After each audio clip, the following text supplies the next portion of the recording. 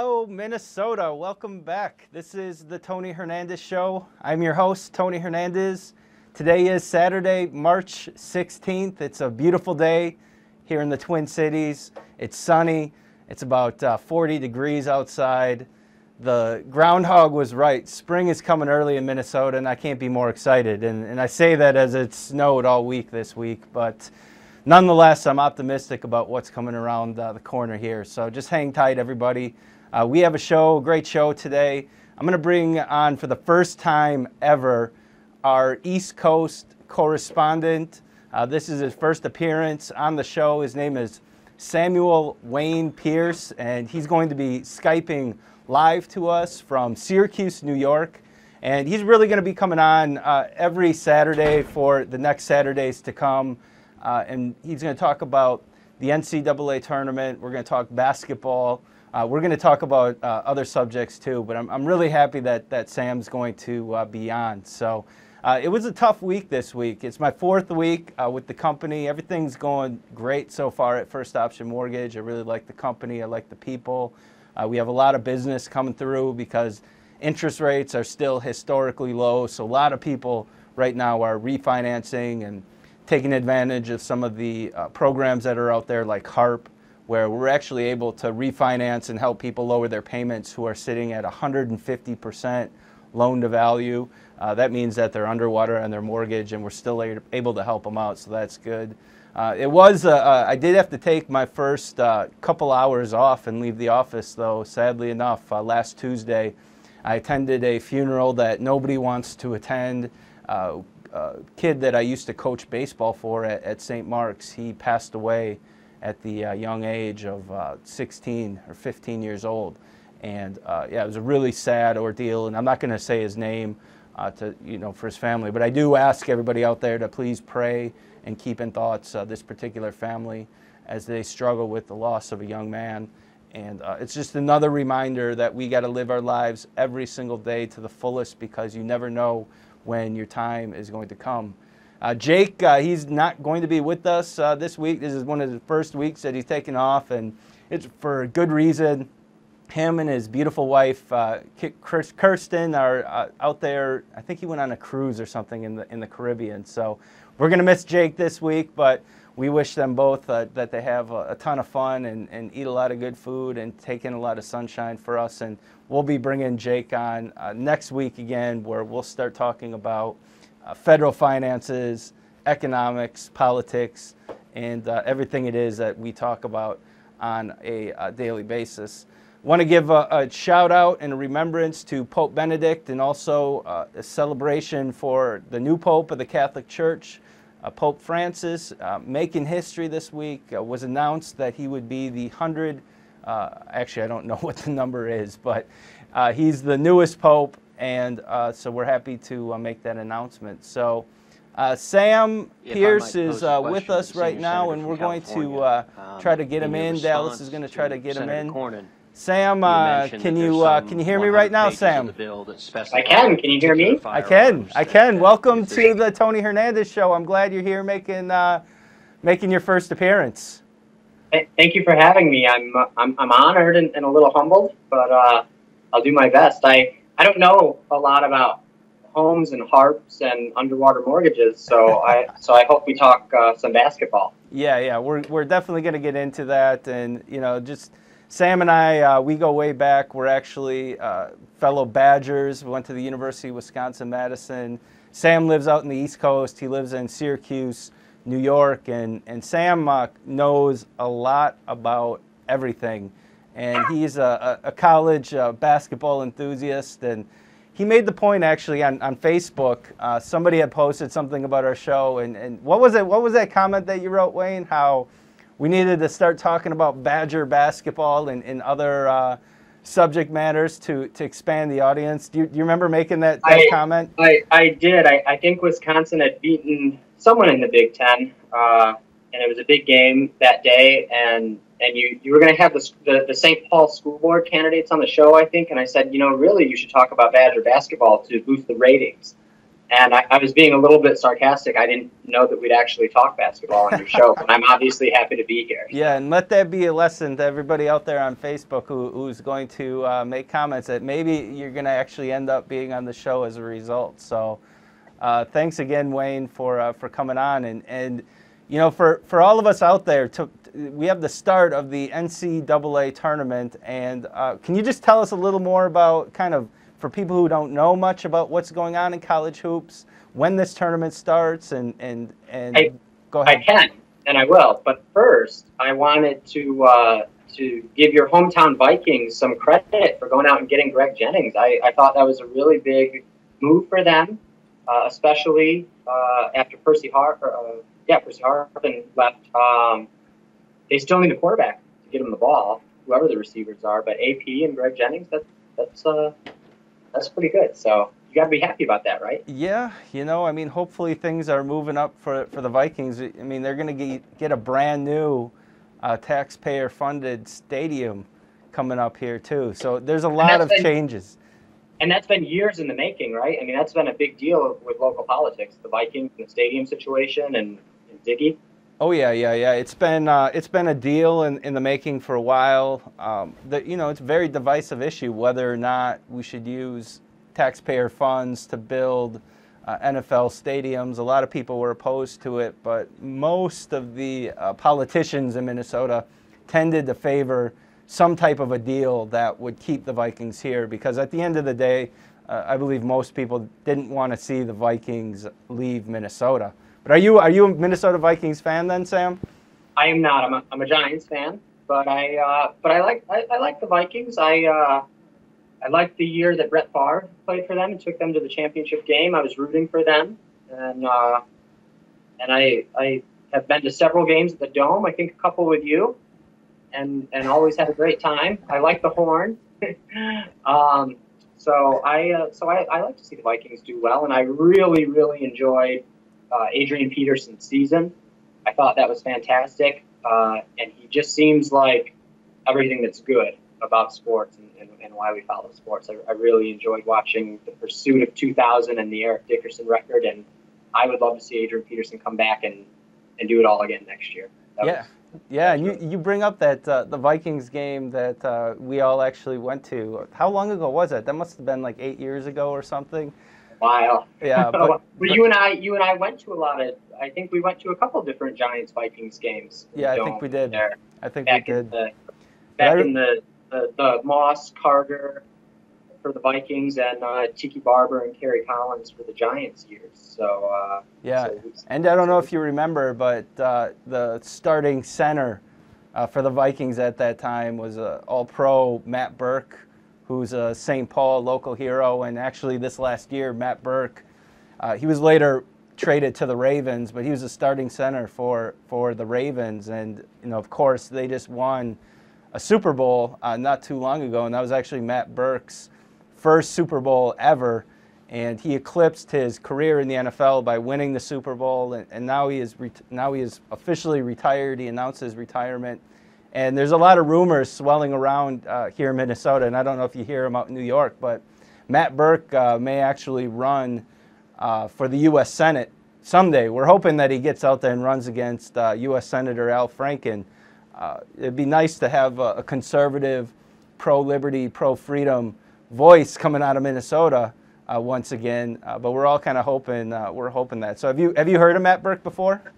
Well, he's a Harvard guy. Yep. So NFL fans know him because the Ivy Leaguers in the NFL are rare.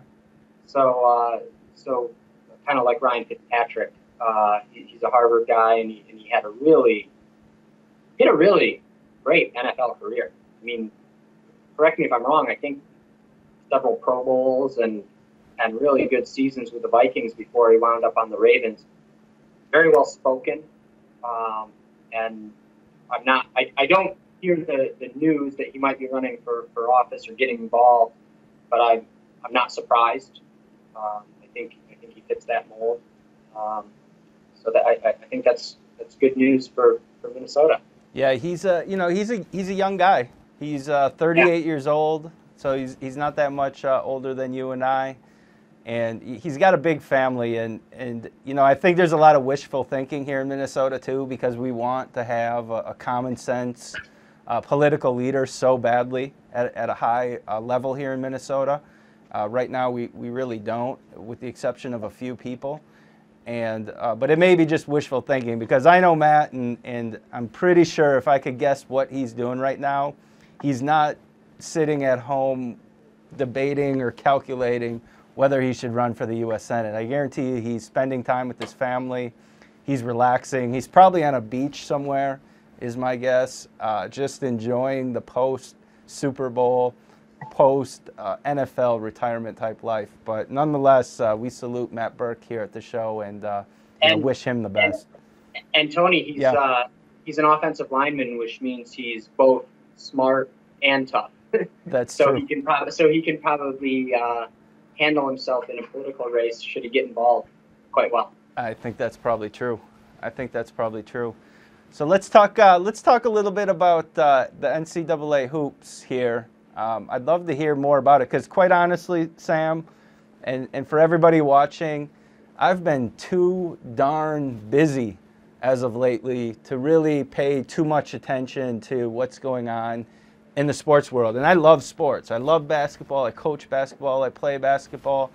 I don't read so much as I should, but I really want to start, kind of learning more and involving the show more in sports too, because I know so many people do pay attention to it. So I guess, first of all, just starting from kind of a tabula rasa perspective with the NCAA tournament, when does it start? Has it started already? No. Tony, right now, this weekend, the conferences are finishing up their conference tournaments. So before March Madness, which is the NCAA tournament, can start, all of the conferences around the country get together and amongst themselves, all of the conferences hold their own conference tournaments. So in Minnesota, for example, the Gophers belong to the Big Ten, and the Big Ten is holding its conference tournament in Chicago this year. And everybody in the Big Ten shows up in Chicago, and they play a conference tournament. The winner of that conference tournament gets an automatic bid to the NCAA tournament. Every conference does this, with the exception of the Ivy League. They just send their regular season champion, which is Harvard this year. So that's all going to end today and tomorrow. And then on March 19th, the NCAA tournament will start next week. Wow. So they just get right into it right away then? They do. And what's difficult is some of these teams that go to their conference tournaments and do really well, like our school, Wisconsin, who beat Indiana today, they'll play tomorrow in Chicago for the Big Ten championship. A few days later, they've got to turn around and go play in the NCAA tournament after playing 3 tough games in a row in back-to-back days. So the conferences finish up their seasons by holding their own tournaments, and then all of the conferences send their champions and the next 2, 3, 4, 5 best teams from the conference to the NCAA tournament, which is the top 68 teams in the country. Wow. Well, you mentioned how they were been playing already in these regional tournaments to qualify for the NCAA tournament. One thing with basketball that I know for sure, and which makes basketball so exciting, is when you play, the more and more you play in condensed periods of time, the talent and the competition and the skill really elevates. If you compare that to football, for instance, you can really, as a grown man or playing at the collegiate or professional level, you can really only play 1 football game per week, because you need that full week for your body to recover and to recover from the bruises, the bumps, and the sprain, and everything that took on the body. Whereas with basketball, and maybe I'm wrong with this, but I think with basketball the more that you can play, the more that you're playing multiple times, even a day or in a weekend or in a short period of time, I think it really elevates the competition, and that's what makes it so exciting. Would you agree or disagree with that? I agree that they're prepared, because they're playing, they're growing up and playing something called AAU now. So they're playing for an AAU team all year. They're playing for their high school teams, and then they're going on to college. And these are also kids with 18 and 19 and 20-year-old legs. And yes, they're prepared to play multiple games in multiple days. And not only are they prepared, but they'll have to. Right now in their conference tournaments, if they advance, they have to play on a string of consecutive days. And in the NCAA tournament, they'll play either Thursday, Saturday, if they win, they'll play Saturday, or they play Friday, Sunday. Then they actually go back to school for a few days and have to come back and play the following weekend in March, another Thursday, Saturday, or Friday, Sunday. And if they're really good and fortunate enough, they'll advance to the Final Four when they play a Saturday and then a Monday. So they're prepared, and they're going to have to be. If they're not, they better get that way in a hurry, because they're gonna play a lot of games. Nice. So, there's people in my office, actually, they're putting together a bracket, like a tournament bracket, where, people actually are choosing. Are you doing any of those types of brackets, Sam? I will. Actually, I got a few good invites this year. My insurance guy at Northwestern Mutual sent me one. He said, "Hey, we're an official sponsor of the tournament. Why don't you log in and play our bracket game?" People around the country can do that. There's a selection show, which is going to take place tomorrow on CBS. I'm not sure what the Minneapolis or St. Paul affiliate is for CBS, but it'll be 5 o'clock Central Time. People can tune into CBS, and they'll announce who's playing in the tournament. And then as soon as they announce that, websites like ESPN.com or CBSSports.com, you can go to those websites and you can print out the brackets once they make the announcements. Wow. Who's playing where, when, and then that's when the office pools start up. There's generally somebody in the office that Sunday night prints out a bunch of brackets, and you get in Monday morning and somebody's got those ready for you, so you can start to fill them out and make your predictions.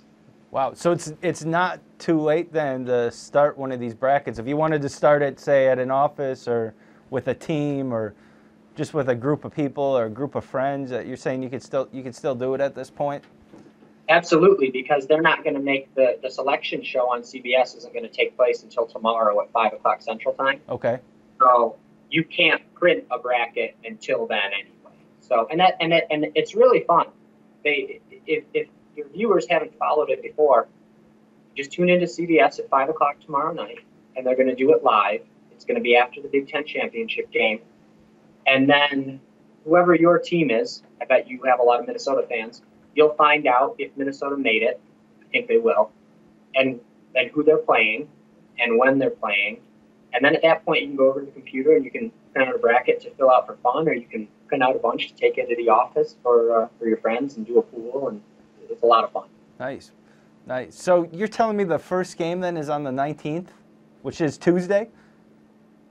There is something called the First Four. You're familiar with the Final Four, which is the last four teams? Yep. A few years ago, they expanded from a 64-team field to a 68-team field. Oh, really? I didn't even know that. More teams. They take 8 teams. Wait, Sam, can you repeat what you just said? You kind of our transmission faded out for a second. Sure. There are 8 teams near the bottom that they allow to play 4 games on Tuesday, Wednesday. The 4 winners of those 8 advance, and they're called the First Four, and they will be part of the 64 that then start playing on Thursday. Oh, wow.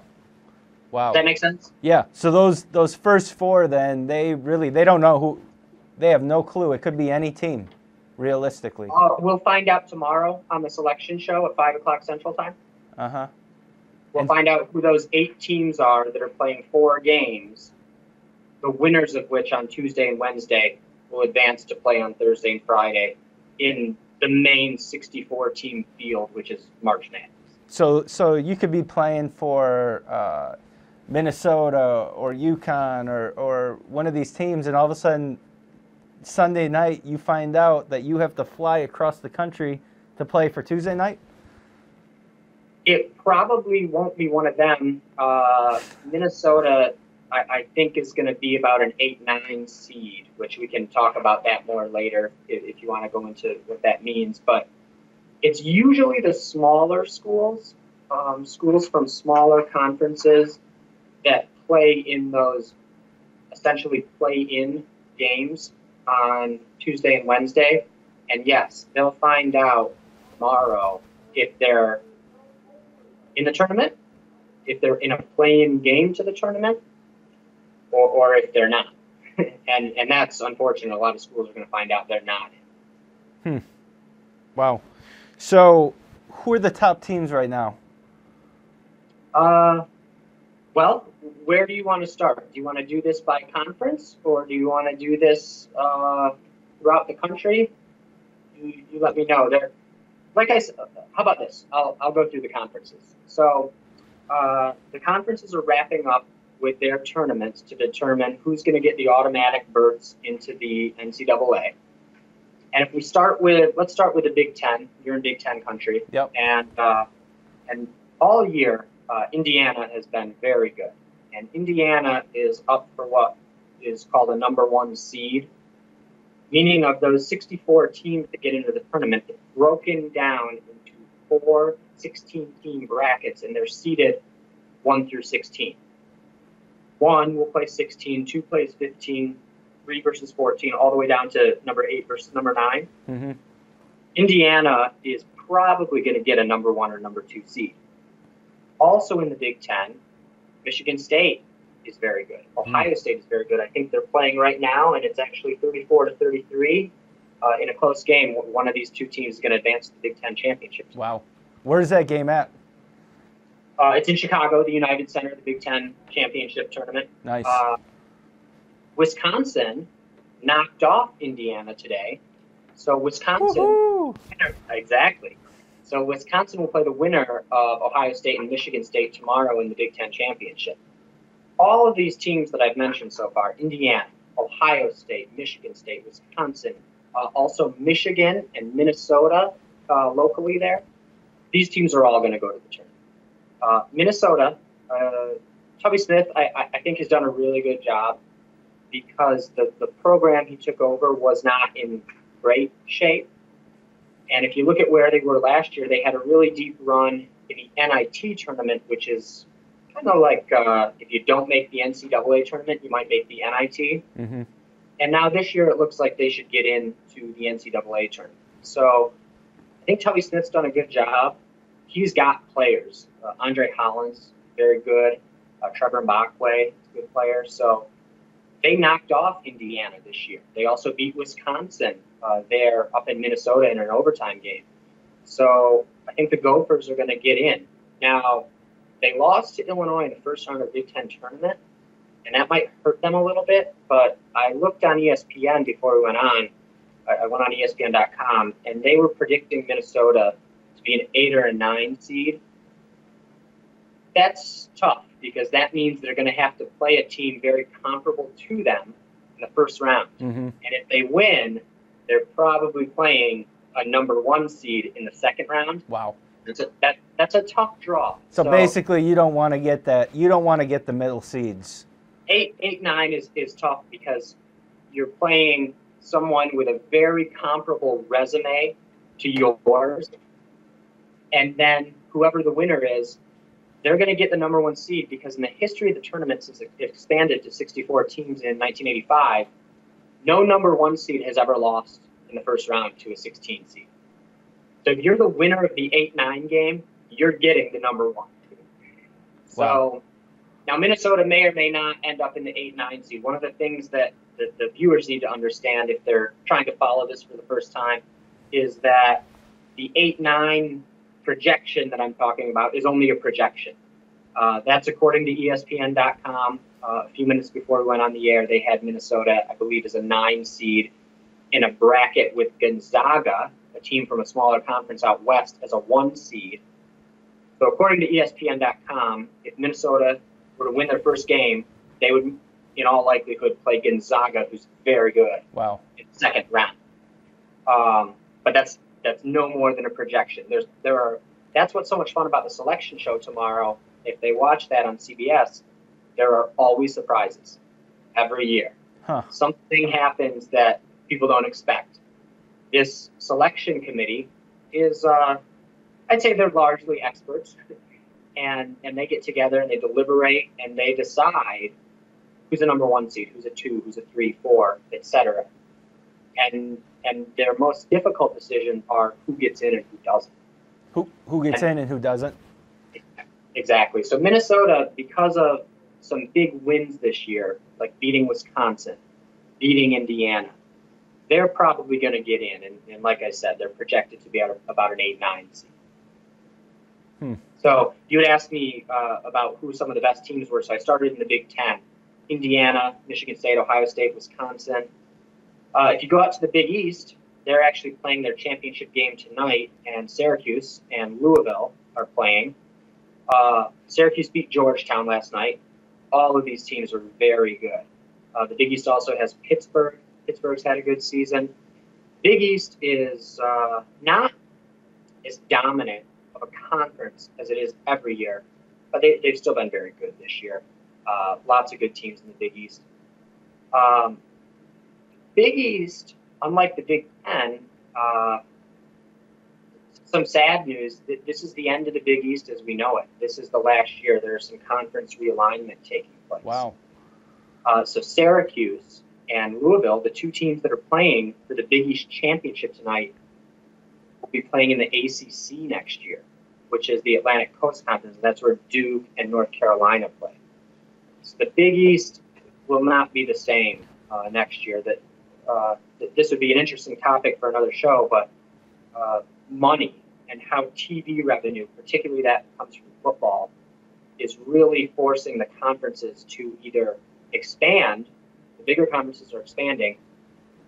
Some of the ones that don't have the football powerhouses like the Big East, which is a great basketball conference, but not so much for football, are collapsing. And that's kind of sad. But so the Big East this year finishes up tonight. Syracuse plays Louisville. Both of those teams, as well as Georgetown and a host of others like Marquette, another great Big East school, they'll all be in the NCAA, and those are a number of teams that could go very far in the NCAA tournament as well. ACC, Atlantic Coast Conference, Duke is great every year, fantastic team. North Carolina has had an up and down year. I think they'll get into the NCAA tournament without any issue, but I don't know how well they'll do. North Carolina State, Virginia, Florida State, those teams haven't been as great this year. Miami, which is not a traditional basketball powerhouse in the ACC, has had a fantastic year. So they'll be in, and they'll be dangerous. Can I ask you something, Sam Wayne? When they're deciding who's going to be in the tournament, who's not going to be in the tournament, who's going to be which seed, first seed or the 16th seed, is there a bunch of finagling and politics and pushing back and forth that goes on behind the scenes from these decision makers? And who are these people, too? Are they paid NCAA bureaucrats, or are they coaches, or are they referees, or who are these people that are behind the scenes that are actually calculating who these winners and losers are going to be? It's certainly not going to be active coaches, because you can obviously imagine what kind of conflict of interest would exist there. But it might be someone who worked as an AD and athletic director for a school, and then goes on to work for the NCAA. And once they're in that non-biased position working for the NCAA, then they might get picked to be on the selection committee. So it's their job to, sounds like a pretty fun job, to watch a lot of college basketball all year and be ready to debate on behalf of the teams they think deserve good seeds, and be fair and consistent in their judgment of the teams that maybe don't deserve good seeds or don't even deserve a bid to get in. So can coaches, for instance, can Tubby call up one of these deciders and be like, hey, we really believe that our team No, I don't think so. They can't do that? There's no contact? The NCAA rulebook is very thick, and I'm sure that if Tubby were calling and campaigning for Minnesota that he might be in a little trouble. So I'll have to get back to you on that, but I don't think I think. Well, I'd be interested too to find out if these coaches know who these people are. Like maybe there's a cloth of secrecy where they don't even know who are making these decisions. No, actually, if you tune into the selection show tomorrow, they'll interview some of the people from the committee. So there's no secrecy. It's not a secret who are they that make the decisions. They'll actually have the committee chairman on there, and they'll do an interview, and he'll talk about it. Huh. He'll talk about the process and how they all get together, typically like at a hotel conference room, and how they spend several days while the conference tournaments are going on, which is right now. They'll spend several days talking about who finished the season well, who has good wins, who has bad losses. So I'll use the Minnesota example. Wisconsin and Indiana are very good wins for Minnesota, but I think they only went 8-10 in the Big Ten conference play. That's not so good. They were under 500 in conference play. So when people debate and deliberate on where Minnesota should get their seed, they've got some good wins, but they've also got some losses to some mediocre or not so great Big Ten teams, and that's why they're only 8-10 in the conference. Huh. And all of those things will come into play, and the selection committee has a difficult job. And the NCAA sometimes gets a bad rap for the way that they handle and govern amateur athletics. But I think in the case of the tournament, they do a pretty darn good job. So what about the other conferences? We've gone over the Big Ten. We did. We went over the Big East. Yes. And what else do we have, Sam? We talked about the ACC. That's where Duke is probably going to get a #1 seed in the NCAA tournament. Okay. Miami is right there. The Big 12 championship game takes place tonight, and that is Kansas versus Kansas State. The Kansas Jayhawks are very good. They had a stretch in the middle of the season when they didn't play so well, but they're playing better again now. They play for their conference championship tonight. And Kansas was the runner-up last year. They lost to Kentucky in the national championship game. Bill Self is the head coach of Kansas, and he's done a really good job to get them back. They're poised to maybe get a #1 or a #2 seed in the tournament this year. They'll do well. They're playing Kansas State tonight, who could win the Big 12 also. Kansas State's good. Oklahoma State's pretty good. And in the Big 12, some of the teams, Texas and Oklahoma, and some of those schools are not as great this year as they have been in other years. So that's the Big 12. There's also the Pac-12. That's out west. And UCLA will play Oregon in the Pac-12 championship tonight. UCLA is decent. Oregon has been up and down. Cal and Stanford are kind of what we would call bubble teams. We're not sure if they're going to get into the NCAA tournament. Arizona should get in, but the Pac-12 has been not as good as you might expect. And that's baffling to me, because here's a conference with USC and UCLA that are right in Los Angeles, and that's a good area to recruit high school basketball players. So I don't know why the Pac-12 is down, but they're certainly not in the Big Ten or Big East discussion as far as depth and quality of conference. So it sounds like out of all the conferences, then it sounds like the Big Ten's pretty tough. Big Ten's having a really good year. Normally, Big East and ACC, I would say, take all of the headlines and dominate the conversation, and for good reason. They've won a lot of national championships in the past decade or so. The Big Ten has not, but this year the Big Ten has a lot of depth, really good teams. The Big Ten might get 8 of its 12 teams into the NCAAs, which is very, very good. But the Big East is going to get 7 or 8 teams in also. The Big East is not as dominant as maybe as it was 2 or 3 years ago or even last year, but don't sleep on the Big East. They're very good. There are some other smaller conferences The Mountain West, which is out in the Rocky Mountain states. Mm-hmm. Really good teams. New Mexico, I think, is probably going to win that conference, and they're ranked 15th in the country by the Associated Press. Wow. San Diego State also plays in that conference. The Mountain West might get 4 or 5 teams in the tournament. And that's a pretty good, what we would call a mid-major. Uh-huh. It's not one of the big 5 or 6 conferences, but that's a good one. There's a conference called the Big West, and they play their championship game tonight. And there's a school. Well, it sounds like there's a lot of big games tonight, huh? If you want to just stay home and get some beers and watch basketball, this is the night. It's a huge weekend because all of these conferences are playing their championship games today or tonight or tomorrow. So it's a weekend of watching either semifinals or finals in the conferences, and they're really good. But I just want to, people are going to fill out their brackets, and they're going to look for, who are the schools that nobody knows about that maybe are going to go somewhere. And I just wanted to talk about the Big West for a second. There are a couple California state universities that are really good, Long Beach and Irvine. Irvine upset Long Beach, and they're going to play a school called Pacific tonight in the Big West Championship. And the winner of that game is going to get in and maybe do some damage. And people are going to say, where did this team come from? And I just wanted to point that out. Nice. So give me your prediction, Sam. Who's going to be in the Final Four? Well, can I tell you after the brackets come out? Because the hard part about that is only one team per bracket can get there. Uh-huh. So until the brackets come out, it's hard for me to give you a prediction.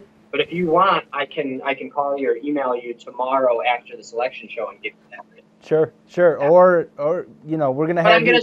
But I tell you this, I do think Wisconsin's gonna get there. How about that? Now I predict that every year, and it doesn't normally happen. So take it with a grain of salt. Well, you remember when we were on the UW campus in Madison, Wisconsin, the Badgers, they went to the Final Four. What was it? Was it one time they got to the final? 2 times? No, well, just once. It was in 2000, and you should let everyone in Minnesota know. I'm sure they'll appreciate this. Wisconsin in 2000 was fantastic. I mean, they won their second straight Rose Bowl, and Dane won the Heisman in '99, and then in spring of 2000, Wisconsin basketball goes to the Final Four. So you should ask your friends from the Gophers if they've ever had an academic year like that. No, I don't think that's the case. Sam, we got about 20 minutes left in the show here, and I want to ask you to stay on if you could. I'm going to make a couple announcements coming up here. The other thing I was going to talk to you about, if you could talk to your production assistant. I think, even though I love the TV in the background, I think that the TV, the light from it, kind of messes with your camera just a little bit, so it kind of goes bright and then dark. So maybe for the second segment, if you just turn off the TV. But no problem. Thank you for all that information. You guys can all see why Sam Wayne Pearce is going to be our East Coast correspondent. You can see why he's going to be broadcasting every week with us during the NCAA tournament. The man is a wealth of knowledge, statistics, demographics, whatever. He's also a historian. He studied the U.S. Constitution. He loves American history. So I can see Sam and I having many conversations down the line on various topics, from American sports to American history to politics to everything. So Sam Wayne Pearce, thank you for making your first appearance today, and we'll talk to you again in just a bit. Okay. The first thing that I wanted to bring to attention is we have a couple different announcements that I'm going to make about what's coming up this next week here. On the 23rd of March, 4th Congressional Republicans are going to have their spring convention. And Dallas, where's the spring convention going to be? It's at Jimmy's Cafe, Conference Center in White Bear Lake here. So it's this coming March 23rd. This Saturday is the 4th Congressional Republican Spring Convention. So come one, come all. They're going to be electing a new chairman, some vice people, and other new leadership. So, vice chairs. So please go if you can make it on the 23rd. Also, I started a new tradition. As many of you know, I was the endorsed candidate running for the United States House of Representatives in 2012. And I believe that in the 4th Congressional District, people are not getting enough recognition for the positive things that they're doing, the hard work, the dedication, the sacrifice, the helping the various campaigns and candidates in the 4th. And so I went ahead and I'm starting a new biannual award, and it's called the 4th Congressional Candidates Award. And it's an award handed out every 2 years on an odd year at the spring convention. So on the 23rd, it'll be the first time that this award is handed out. And really, the award is given from the Republican endorsed candidates from the preceding year to that one person who demonstrates and exemplifies the hard work, the positive, uniting attitude and spirit, the dedication and the sacrifice in helping all of the campaigns to advance the cause of liberty, to advance the conservative cause of limited government, balanced budgets, and constitutional rights. And so yeah, we announced actually the finalists for this year's award, and the 4 finalists are Michelle Mankey. She has done a bunch of work helping the campaigns out there using her photography skills. She's been on multiple committees. She took part in various door knocking and other events, and she was just out there available to help any of the campaigns and candidates out there. So Michelle Mankey, she's one of the finalists. The second finalist is Don Dickerson. A lot of people know Don. He's a St. Paul resident. He has helped campaigns for a number of years. He is just a ground foot soldier. He's out there pounding the pavement, doing the lit drops, doing the door knocks. He's out there with his email list, spreading the conservative message, promoting the candidates and the campaigns. So Don Dickerson is also one of the finalists. The third finalist is Joe Salmon, and Joe is a BPOU leader. He is the chairman of 53, which is Woodbury. Joe has dedicated countless hours to the conservative cause in the district. He's helped out a ton of different campaigns. He really has this welcoming spirit to him too, where he brings in all the campaigns together, and he is always out there letting people know the various events that are going on, and he runs one of the tightest ships in his Woodbury BPOU. So Joe is the third finalist, and the fourth finalist is Joseph Schultz. And Joe Schultz was the BPOU leader of, I forget which number it was, is it 67 or one of the St. Paul BPOUs. And Joe is a strong liberty person. He does a lot of social media work. He's also a foot soldier. He was working cross campaigns to deliver literature, to get out there volunteering. And he's really also a unifying spirit.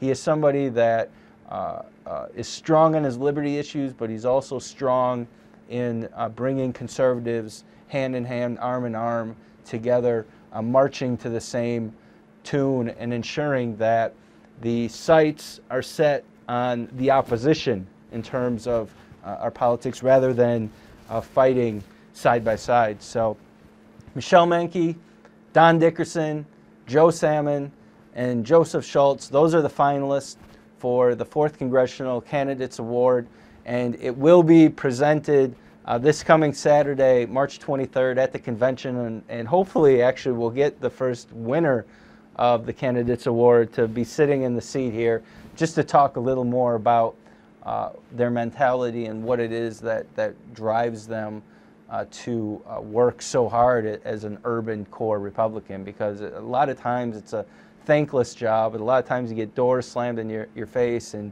you get your butt kicked in a campaign or whatever, and often we have to remind ourselves why it is that we're fighting for and what is the bigger picture as well. And so all 4 of these people are just top-notch Americans and individuals. I salute them and thank them so much for all their hard work and sacrifice. So, and we're going to actually now slip into a YouTube video, and this was shot at a United States Senate committee. And Sam, if you're still listening out there, if you could find this clip on YouTube as well so that you can watch it, because I want to hear your thoughts on it. But it's U.S. Senator Ted Cruz questioning U.S. Senator from California Dianne Feinstein about the new legislation that's coming out to restrict some of the weapons out there, the gun control legislation, and really Senator Cruz touches on some issues that I care passionately about, and I feel invigorated that we have U.S. senators that are talking about the philosophical aspects of the Constitution, the philosophical aspects of the Bill of Rights, individual liberty, because for too long we've had this U.S. Senate that's been embedded with crony capitalism and the war, military-industrial complex, and getting involved in these issues, and you have very few people that actually stop to try to make a point as to whether or not we should be doing this kind of stuff, and what is the actual proper role of the federal government, and what is the proper role of our U.S. senators. Do we want our representatives in Washington, D.C. to be working out there to create more infringements on your rights, to create more restrictions, to create a larger and bigger bureaucratic government, to put more strangleholds over the economy? Or do we want our U.S. Senate and senators and representatives in Washington, D.C. to be standing up for states' rights, for individual rights, for the Constitution, for due process, for the freedom from wrongful searches and seizures, to this idea that we don't want to have this enormous technocratic government, that we actually do want to have a limited central government and then have the other roles fulfilled by the states and local governments. So Dallas, if you could line up the video of U.S. Senator Ted Cruz questioning U.S. Senator Dianne Feinstein, and play it whenever it's ready.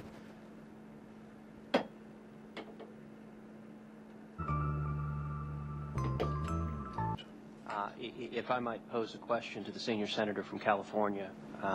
In your response to Senator Cornyn, you mentioned that there's some 100 pages of the bill that specify particular firearms that if this bill were passed, Congress would have deemed prohibited. It seems to me that all of us should begin as our foundational document with the Constitution. And the Second Amendment in the Bill of Rights provides that the right of the people to keep and bear arms shall not be infringed. The term, the right of the people, when the framers included it in the Bill of Rights, they used it as a term of art. That same phrase, the right of the people, is found in the First Amendment, the right of the people to peaceably assemble and to petition their government for redress of grievances. It's also found in the Fourth Amendment, the right of the people to be free from unreasonable searches and seizures. And the question that I would pose to the senior senator from California is, would she deem it consistent with the Bill of Rights for Congress to engage in the same endeavor that we are contemplating doing with the Second Amendment in the context of the First or Fourth Amendment? Namely, would she consider it constitutional for Congress to specify that the First Amendment shall apply only to the following books and shall not apply to the books that Congress has deemed outside the protection of the Bill of Rights? Likewise, would she think that the Fourth Amendment's protection against searches and seizures could properly apply only to the following specified individuals and not to the individuals that Congress has deemed outside the protection of the Bill of Rights? Would Senator yield for a question? Let me just make a couple of points in response. One, I'm not a sixth grader. Senator, I've been on this committee for 20 years. I was a mayor for 9 years. I walked in, I saw people shot. I've looked at bodies that have been shot with these weapons. I've seen the bullets that implode. In Sandy Hook, youngsters were dismembered. Look, there are other weapons. I've been up, I'm not a lawyer, but after 20 years, I've been up close and personal to the Constitution. I have great respect for it. This doesn't mean that weapons of war, and the Heller decision clearly points out 3 exceptions, 2 of which are pertinent here. And so you know, I mean, it's fine you want to lecture me on the Constitution. I appreciate it. Just know I've been here for a long time. I've passed on a number of bills. I've studied the Constitution myself. I am reasonably well educated, and I thank you for the lecture. Incidentally, this does not prohibit, you use the word prohibit, it exempts 2,271 weapons. Isn't that enough for the people in the United States? Mr. Do Chairman? they need a bazooka?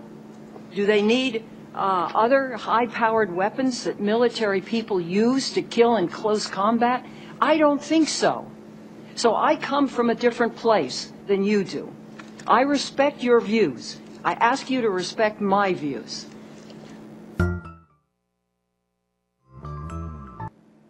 So that was 2 U.S. senators going at it, going back and forth about the constitutional limits of the Second Amendment, and Senator Cruz raising the question of the limits of all of the rights within the Bill of Rights, and whether if we can restrict one, then does that mean that the others can be restricted, such as your freedom of speech or your right to religious freedom or due process? And if you pay attention to what the federal government is doing and has been doing over a number of years is a slow and incremental erosion of individual rights, and specifically rights that are outlined right within the United States Constitution. And on U.S. Senator Rand Paul's filibuster, Senator Ted Cruz went up and he was in a questioning phase, or he talked about his time as an attorney in Texas, and how he said that you know, it doesn't matter about Republican versus Democrat. These are issues in which all of Americans care about, American citizens. And it doesn't matter if it's President Obama or if it's President Bush. If they are going after our individual rights, which are guaranteed by the Constitution, then that means that we need to stand up for them equally and without fear of party repercussion or whatever it might be.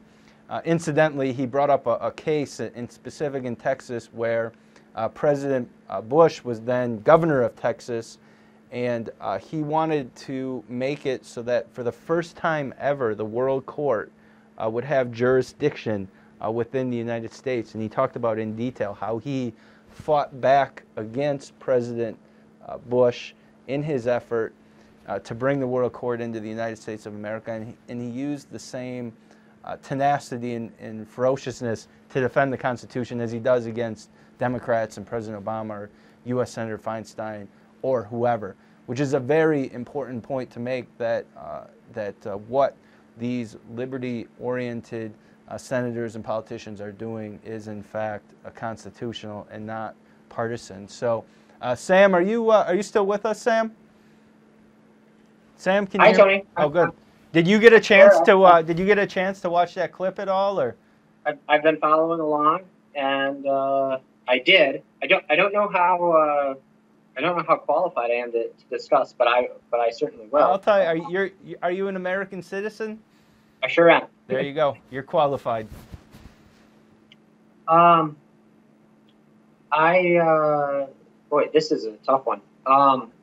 Well, first of all, you're living in New York right now, and New York just passed some of the toughest new gun restrictions, and they literally rammed it through. The New York Assembly and Governor Cuomo signed it into law, and you were kind of part of New York. What was it like being there during that? They did, and I got my assemblyman from the state legislature sent me.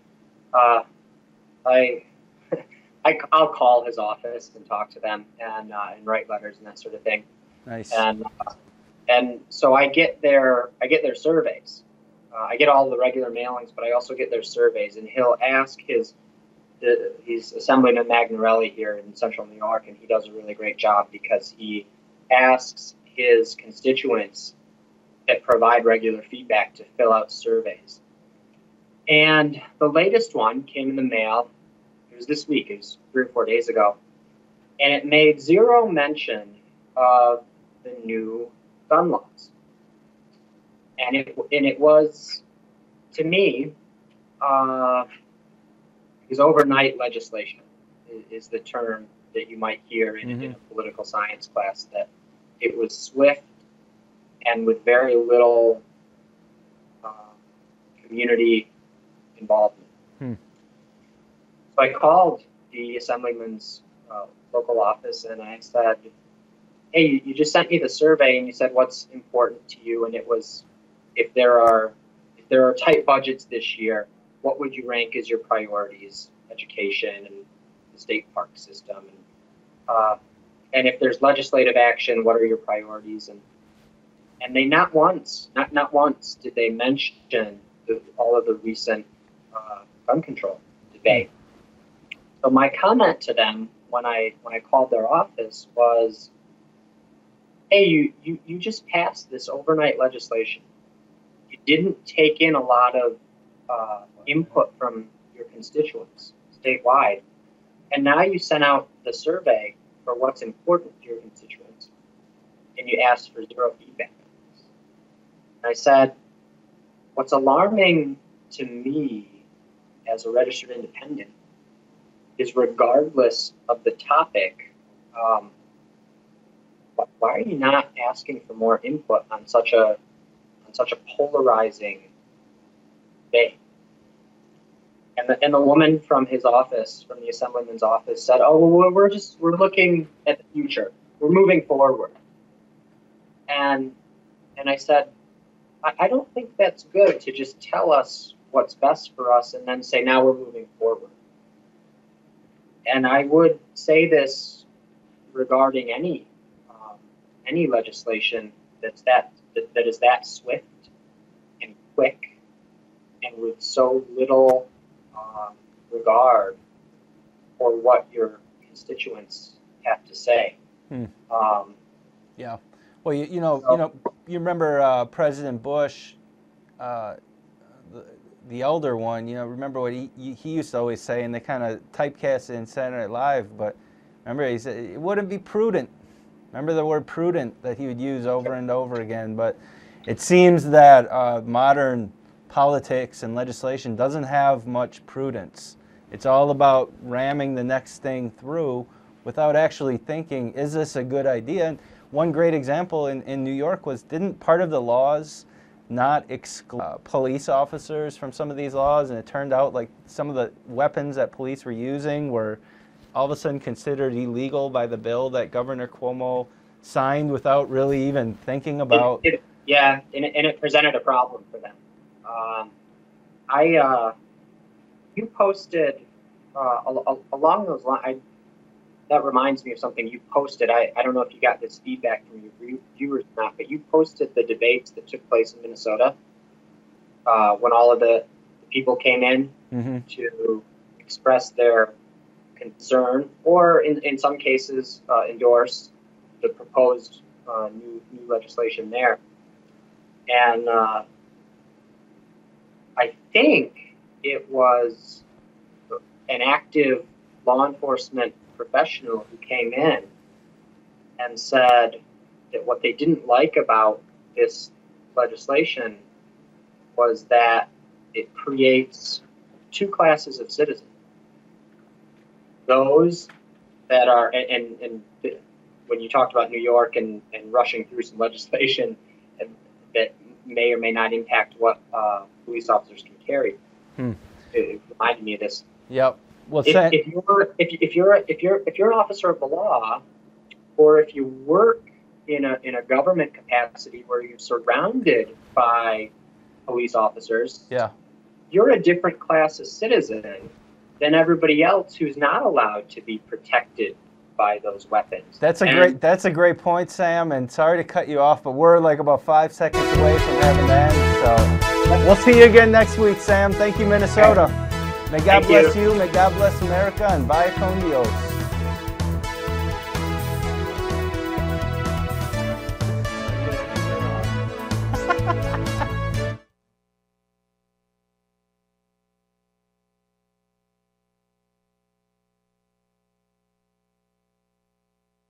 unprepared for. I can. Can you hear me?